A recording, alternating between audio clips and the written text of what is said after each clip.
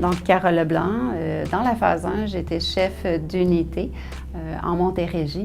Et présentement, je vais être chargée de projet à la phase 2 et je suis coordonnatrice des centres d'hébergement dans une autre organisation. Le projet Opus a emmené d'autres approches. Mettre des mots sur des approches qu'il faisait, mais avoir un langage commun.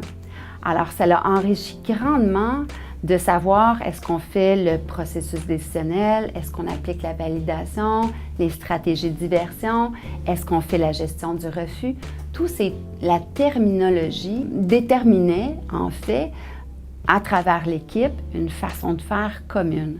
Et quand on parlait de l'approche de base, ce n'était pas limité à vous voyez la personne, cogner à la porte, attendre que la personne comprenne ou juste respecter son rythme. Ça allait au-delà et c'est comme ça que l'équipe s'est enrichie à développer une approche vraiment appropriée. On a vraiment créé une cohésion, une concertation en parlant d'un résident, en parlant d'une problématique spécifique. On s'est tous entendus pour intervenir de la même façon, pour éviter le clivage. Le succès du projet, c'est vraiment l'implication des gens, l'engagement, vraiment de reconnaître la raison d'être.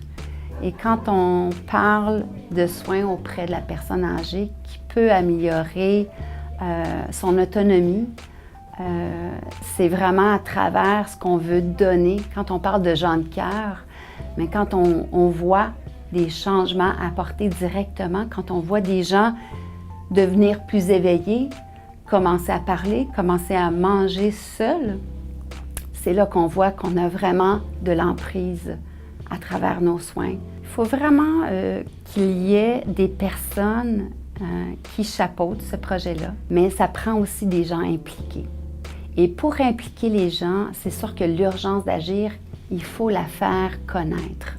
Il faut que le personnel de soins, l'équipe interdisciplinaire, comprenne ce que cette médication-là peut apporter comme effet secondaire et de réaliser qu'en améliorant une approche, on peut diminuer ces médicaments-là qui ont des effets secondaires néfastes et encore va améliorer la qualité de vie. Moi, dans ce projet-là, ça fait des années que je travaille en centre d'hébergement et c'est le plus beau projet que j'ai vu voir naître auprès de la clientèle, de un, mais aussi auprès du personnel.